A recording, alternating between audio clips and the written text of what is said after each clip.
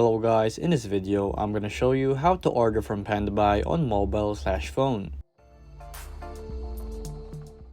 So to do this is pretty simple. Here in your phone or in your other Android devices, I'm using my iOS device right here guys. So just download Pandabuy on your phone. So once you've downloaded, signed up for everything, just search for the thing that you want, the item that you want. So let's just say we want the AF1 shoe. So let's try to get this one. So it's gonna be in Chinese yen, of course, as you can see right here. So you can buy now or add to cart. So let's just place this, and standard size 41, and add to cart and agree to all notes.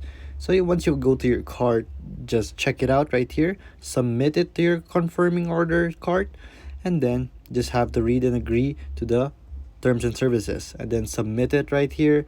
So there you go. So my account is under investigation. I have no idea, it's just newly made. So let's go to orders right here. Once you have went there, go to pending payment, combine all the payment if you want to pay all at the same time.